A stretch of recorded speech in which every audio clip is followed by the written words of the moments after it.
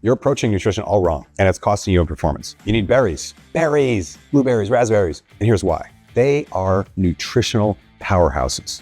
They're rich in antioxidants. They're high in fiber, which was one of my favorites. They're low in calories. They're great for your heart health. They're anti-inflammatory.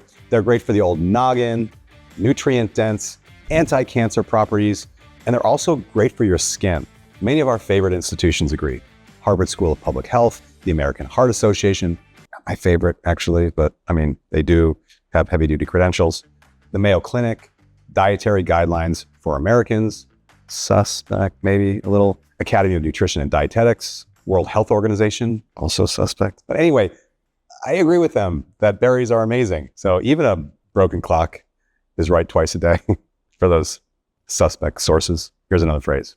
An apple a day keeps the doctor away, but a handful of berries keeps the ailments at bay. Let me explain that concept for just a minute. So why are berries so good for your heart? Because of those antioxidants, berries help neutralize free radicals. They lower inflammation and reduce oxidative stress in the body. That's all helpful for your heart health. Because of the fiber, potassium, and antioxidants, berries can improve cholesterol levels. They can also lower your blood pressure and actually improve your arterial function, helping with cardiovascular health. I mean, it's hard to get all that done. And that's why I eat so much of it. Type 2 diabetes and insulin sensitivity. Not only are berries low glycemic, which is minimal impact on blood sugar levels, and have lots of fiber, which slows down the absorption of sugar, berries can help with insulin sensitivity. I mean, think of it like this. It's easier to lose fat in contrast to eating other forms of carbs. Eating berries is adding sweetness with very low calories. Let's talk about your brain for a minute. The antioxidants may actually help with age-related cognitive decline. It makes total sense. Research also shows that eating berries can enhance memory and other cognitive functions. This is the second reason I try to eat lots of berries,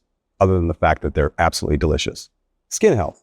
Vitamins in berries, especially vitamin C, helps promote collagen production, which is something that lessens with age. I've got an entirely additional video on collagen production, by the way, that you should check out. It's obviously tightly related to berries, which then helps maintain the elasticity in your skin and elasticity in many other very important parts of your body. As many of the benefits associated with eating berries are in a state of steady decline as we age, for me, berries are a really important part of my health and longevity plan. So avoid strategies like this to your own peril. I know that sounds dramatic, but getting older, it hurts. I mean, if you talk to older people, they tell you, like, my body hurts. My body doesn't hurt, their body hurts. So do things that don't lead to that. You can already feel it. I mean, I started feeling like an old man in many ways in my early 30s.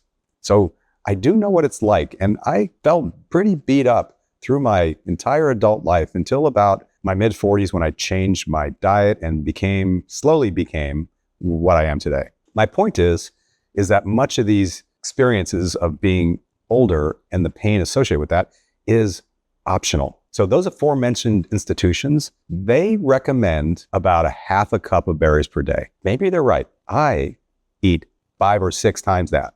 Could I be wrong? Yeah, it's possible. That's also why I have my liver and other health markers examined on a regular basis, because maybe I'm wrong. But so far, we haven't seen problems with me, although I do believe that health is very individual. And so getting a regular checkup with your doctor is pretty important as you change your diet and lifestyle. But maybe they're wrong, which, just between you and I think is probably right. Honestly, we're probably both right given the circumstances. Something between what they recommend and what I eat may be right for you. But I have a macro plan to follow, and it includes lots of carbs. And so a lot of those carbs come from berries and fruit. I try to get in as much of my carbs and high fiber, nutrient dense foods as I possibly can. And berries definitely fall into that category. They're very nutrient dense. They're very high in fiber, and they have a minimal amount of sugar, but they taste delicious all at the same time. You know that. But if you're ready to take the next step in your health journey, go ahead and subscribe to our channel below and join thousands of others who have already begun to tackle their health challenges, including nutrition and the berry conundrum, just like you. Together, we can help you build the knowledge and the confidence to make smart and healthy decisions to achieve your goals. And if you're really, really curious about ramping up your vibrance, check out my TRT video. That's testosterone replacement therapy. It's focused on men, but women have more circulating testosterone in their bodies than estrogen. That's a little known fact. And so many of the concepts apply to women, not exactly, but very closely. So you should check it out too, ladies. It wasn't too long ago that I nearly completely eliminated all forms of fruit from my diet, eating a low carb, moderate fat, high protein diet. Now, I would say it's much more balanced and sustainable with lots of carbs, moderate fats, and still a high protein diet. A couple of years ago, my nutrition team told me to eat way more carbs and move way more in preparation for a photo shoot where I had to drop some fat. I was kind of confused, but I listened and followed the process, and I came out the other end even better. The amazing outcome was still enabling a very, very low body fat percentage. That's what it led to, while bringing in many more nutrients with all their advantages and diverse properties. I was shocked at how much easier it was to live my life and enjoy food and maintain an optimal state of health. I was shocked. That's why when you hear me say that eventually it becomes almost effortless, it's because I enjoy my food. I enjoy the food that I eat. I don't feel like I'm making giant sacrifices in nutrition. And berries, they played a big role because they're so delicious and so full of fiber and provide for so many of the benefits that we've covered already. So I get a lot of questions about this, about eating berries. Here's a big one. Are frozen just as good as fresh? Do they contain a lot of sugar? Which types are the healthiest? What if I have kidney stones or digestive issues? And the last one is it really worth it to buy organic? Okay, let's start at the top. Frozen berries. They're exceptional at nutrient retention. I love frozen berries because they're less expensive. You don't have to go to the store every day. I mean, I don't go to the grocery store every day. I go like once a week, sometimes less. It's just, I don't have the time. And so frozen berries are a way I continue to get berries into my diet.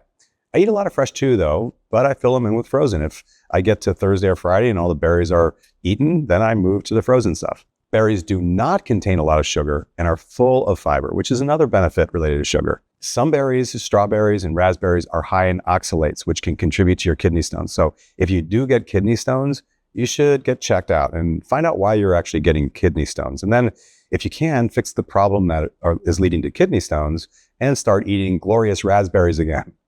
But find out how to fix that problem first. Don't just jump in neck deep into raspberries. Many experts disagree that organic is worth it, by the way. So that's the last question. But I only eat organic berries and organic everything. You can refer to my detoxification video for that. It's a comprehensive look at what you should be doing to remove toxins from your lifestyle. And eating organic is one of those things, or avoiding non-organic food would be one of those things. The reason we want to eat organic is that we are pummeled with toxins over which we have very little control. Berries aren't one of them, or getting organic food into your body isn't one of them. Let me give you an example. These are the things that are out of our control. Plastic containers. It's nearly impossible to get away from plastic containers completely. Chemicals in our food. Even organic food will have chemicals in them. Chemicals in our water. Even though we use water filtration systems, you can still end up with chemicals in our water. Chemicals in our clothing. This is a big one. Chemicals in our air. We have no control over that, although you can use air filters. So there are ways to minimize these things, but generally a lot of these environmental exposures to toxins, we don't have control over, but you can buy organic food. The last one is really depleted soil. We don't have a lot of control over that either, but buying high quality food means you're more likely to get nutrient dense food. So I'm not going to also eat chemicals if I can avoid or minimize that exposure. That's my little soapbox speech on organic fruits and vegetables and everything else. But don't just jump on the bandwagon because I say so. I'm actually not saying so. Here are the don'ts for consuming berries. Sometimes people have allergic reactions to berries, so don't eat them if you have that. If you have a high body fat percentage, the quantity of berries really matters a lot. You may be closer to a half a cup a day. If you're over 20% as a male and over 30% as a female, I'd be really careful about consuming too much. There is some sugar in the berries, which can provide for an amazing tool for health. But if you're not moving enough and are not insulin sensitive enough, berries may actually exacerbate the problem. We see that all the time. And some berries have high vitamin K content, which may interfere with blood thinning meds. So see your doc, your health coach, or your nutritionist, or anyone else who can give you personalized insights into the use of berries. Oh, one more nugget. Dried berries. They are amazingly practical and carry all the same benefits with the exception of water content. Because there's very little water, though, this is where you got to be careful. You can consume so much in a short period of time, throwing you completely off your game. Like you can just destroy your body by eating dried mangoes. That's not hard to do. Further, many dried berries have added sugars and even seed oils. I mean, I don't know what they're thinking by doing this, but they Like I see organic blueberries with seed oils and added sugar. That's a no-go for me. So do not fall into that trap. But if you find berries that work for you, join the party. It's a berry party. As an aside, I've got some great content for you about your health in total. So we just talked about a very small sliver of your nutrition, but let's take a step back and zoom out and take a look at your health in total. We have a philosophy called the Wheel of Health. And the Wheel of Health enables you to take a look at, it's an introspective tool, helps you take a look at how you're doing with your health in total and examine all parts of it. Because if you're not thinking, for example, about your gut health, and someday you have problems with gut health, it's going to pull the entirety of the rest of your health around it, or certainly can. Same thing with body composition, if you have really high body fat percentage, or sex hormones, or thyroid, or insulin, or the nutrients that you have on board, or your orthopedic health, or your strength, or your cardiovascular health. They all affect the entirety of your health. Mental well-being is one of my favorites.